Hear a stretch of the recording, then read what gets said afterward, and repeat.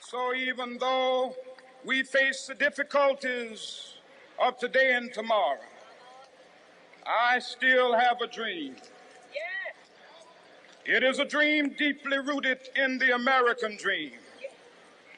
I have a dream that one day this nation will rise up and live out the true meaning of its creed.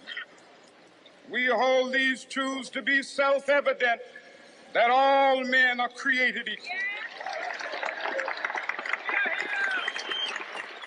50 years ago, Martin Luther King Jr., amongst hundreds of others, marched their way up to Washington, D.C. as a way to protest racial inequality. As part of the protest, a series of speeches followed the march, and this is where Martin Luther King Jr. uttered the famous words, "I have a dream." Christy Snyder, American history professor, spoke about the long-lasting historical significance of this march.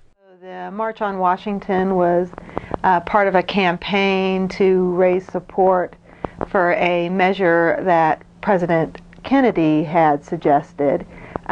He wanted to pass a Civil Rights Act that would make segregation of public facilities illegal, that would make it also illegal to discriminate against somebody in hiring because of their race.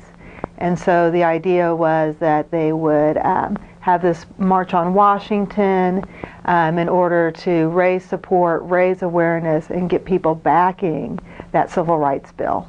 To commemorate the 50th anniversary, thousands of people gathered in D.C. to reenact this famous march.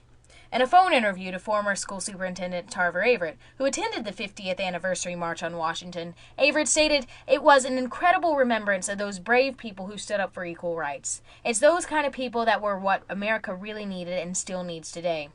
The celebration included a speech from President Obama, as well as readings from the original speeches read by Martin Luther King's relatives and loved ones. We hold up the I Have a Dream speech because it is so inspiring of this kind of raceless society, or a society where people aren't judged by their race any longer.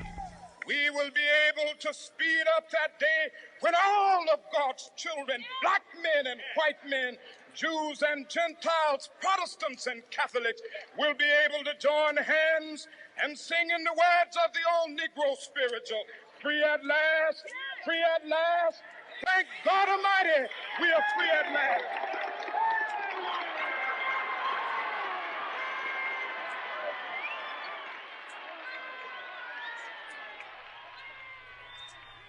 With Viking Fusion News, I'm Heather Ferris.